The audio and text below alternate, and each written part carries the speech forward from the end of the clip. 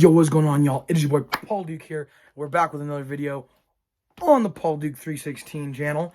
And today we're going over the Crown Jewel 2021 results and review. So let's talk about this hell of a pay-per-view. So what went down is we saw amazing matches. We saw the Queen's Crown finals, and we saw the King of the Ring tournament finals. And boy, when I tell you, I am pretty happy with the results. I am. Some of them I kind of figured. There's one match I figured I knew who won because of, Anyways, let's get into it. The pre-show, which I unfortunately didn't get to watch because Crown Jewel was on Peacock when I was in school, so I had to wait till I got out. I'm thinking it's because Saudi Arabia is on the other side, and it was nighttime for Saudi, and I was already, in the next day. I'm not sure if that's true or not, but I was in school when this was happening. So, the pre-show saw the Usos versus the Hurt Business. The Usos picked up the victory against the Hurt Business. I didn't get to see that match, but from what I know, it was a pretty darn good match. And so, yeah. The next match, I believe, I don't know if there's two pre-show matches, so I might not get everything here. But the next match, the first match that I saw anyway was, okay, hold on a minute. I gotta look this up. I got my laptop right here. I gotta look this up. See every match just to make sure the winners and the results and all that stuff. Let's see. Crown Jewel 2021 winners result. I'll go on Bleacher Report. They're pretty good. This is not bad. And then results. Let's see, guys. WWE returned to the world of the international shows this week with its first trip back to Saudi since February last year. But that was 10 matches, and it was only like a 4-hour show. Well, actually, it makes it an hour, an extra hour, makes it 5 hours with the pre-show. The kickoff featured, Usos and the reunited duo of Cedric Alexander and Shelton Benjamin, and I just told you guys the Usos won. It's like Bleacher Report gave it a grade of B. Both teams came in as heels, but the way the crowd was acting, the Usos became the baby faces by default. Yeah, that's what I was like. I was like, wait a minute. Aren't they both heels? That's actually what I was thinking. Like, legit. Edge versus Seth Rollins. This is the first match. This match was a banger. And when I tell you it was a banger, I'm not lying. If you guys have Peacock, or if you're somewhere else in the world and you have WWE Network and you didn't see Crown Jewel last night, you need to watch it. It was great. So this was a Hell in a Cell. I thought there was going to be a Hell in a Cell pay-per-view, but now they're talking about Survivor Series and NXT Halloween Havoc, which is going to be on USA. And I was like, wait a minute, they got a pay-per-view on USA, so it's not pay-per-view. But this was a good match, and I like this match. Edge won by using the curb stomp. He stomped Rollins' head into a chair. And that was a great match. They give it a grade A. Now that deserves, that match. And Mustafa Ali versus Mansoor. Honestly, I'm thinking they maybe should have had Mustafa versus Mansoor as the first match. But heck, they start off with a banger, and I'm not complaining. This was a good match. And I didn't even know... the guy that came out as a karate guy, I didn't even know, or he wasn't karate, I think he did something, I can't remember what else he did. But yeah, he won. Mansoor won, defeating Ali in a great match. This match was a really good match.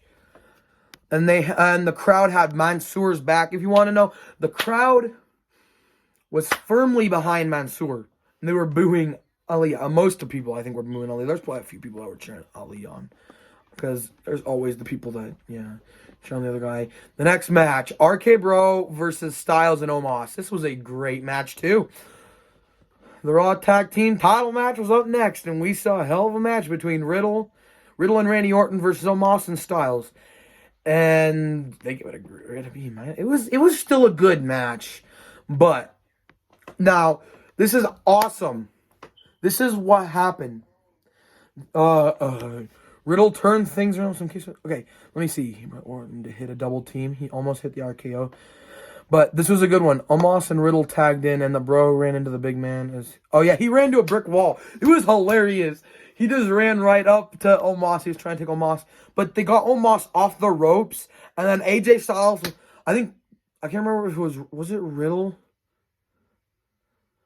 He tagged Randy, has he tried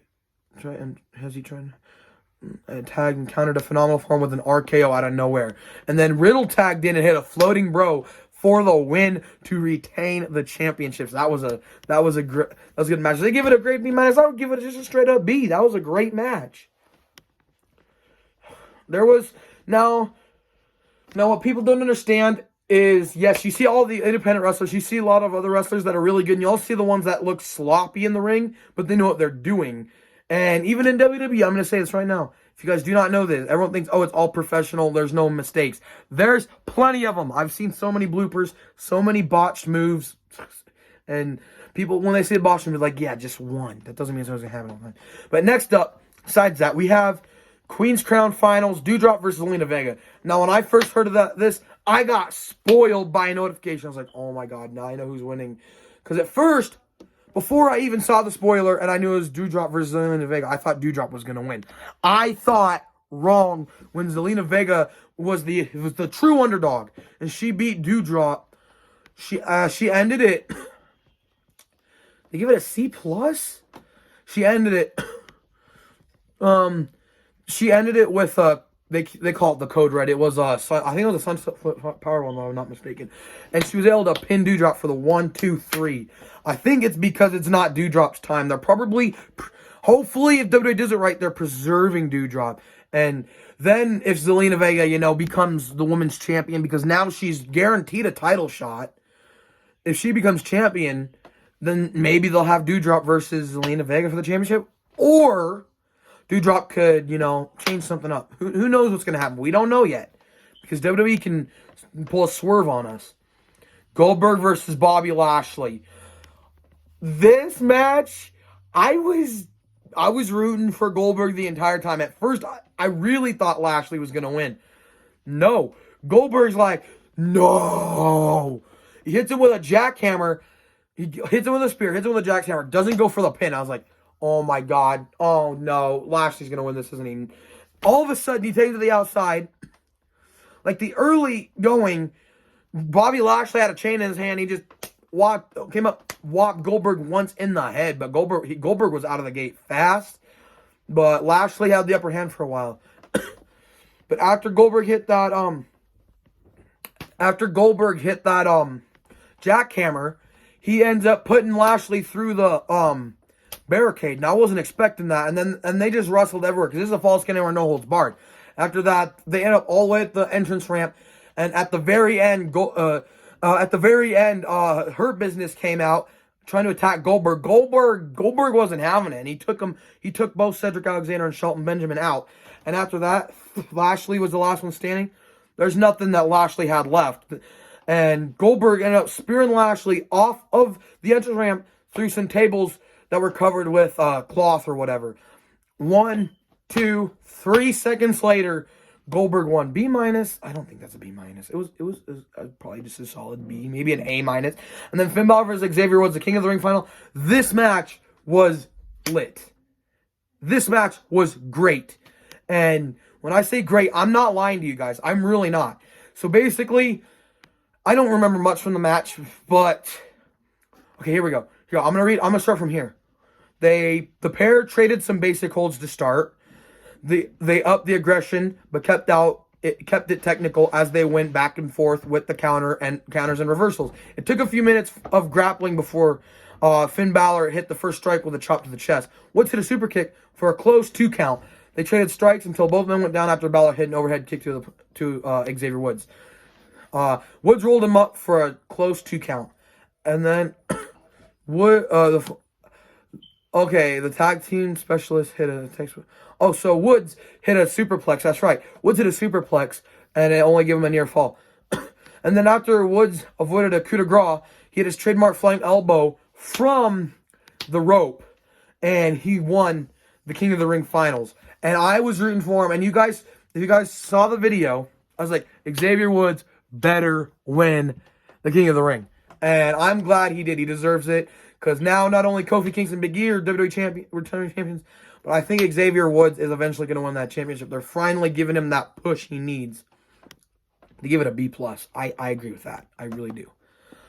And now the WWE Championship match, Biggie versus Drew McIntyre. This was a really close call. I was like, wow. So basically, Raw could have been left without a champion, but they had a great match.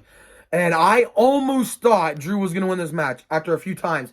He did he hit a Michinoku driver for a near fall. He hit the Future Shot DDT for another near fall. And Big E applied the stretch muffler. And I've not seen a stretch muffler in a while.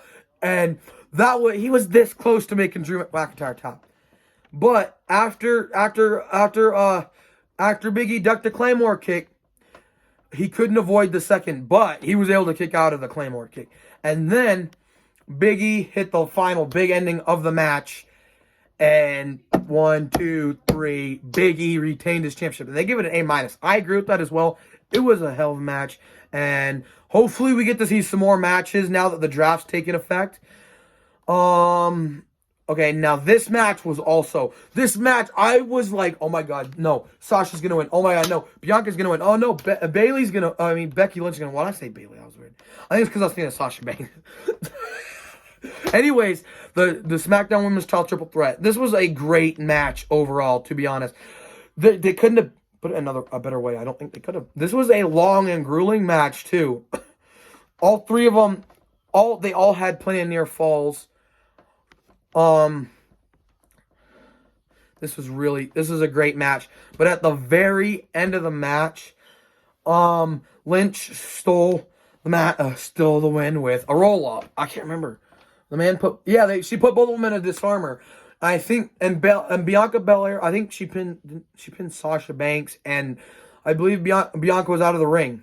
And Bianca tried to break it up, but she was this slow. She's a little bit slower. I think, the match has the wear and tear. And you could see that on all three of them.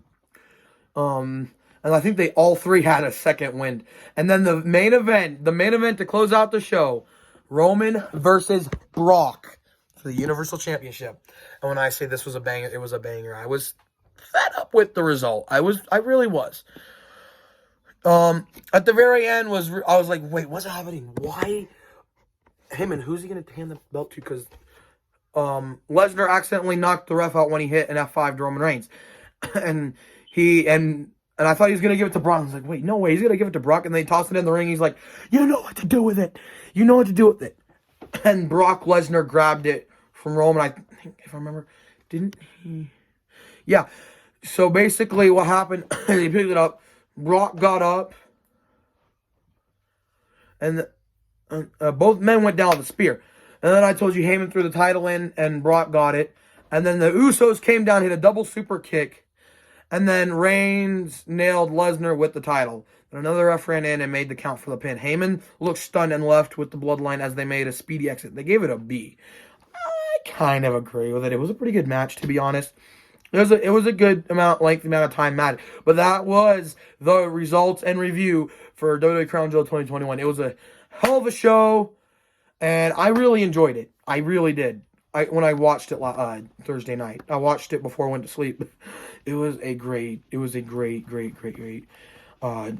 And if you guys want to read the Bleacher Report, I'll probably leave a link in the description so y'all can watch it and you can see the results, the winners and the grades and the reaction and the highlights. And there's videos linked in, so if you want to see videos, you can also look at the videos. But thank you guys so much for watching this video. If you did enjoy it, make sure to leave a like. Subscribe, because I want to continue doing these because I don't upload on this channel much. And my YouTube, I'm almost about, I'm changing what I'm doing in life with YouTube. That doesn't mean I'm quitting YouTube. I'm just, stepping back, not doing as much. I want to hit 1,000 subscribers. That's the only thing I really want to do at this point.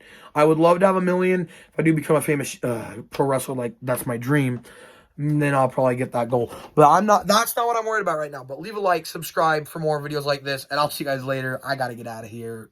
Peace.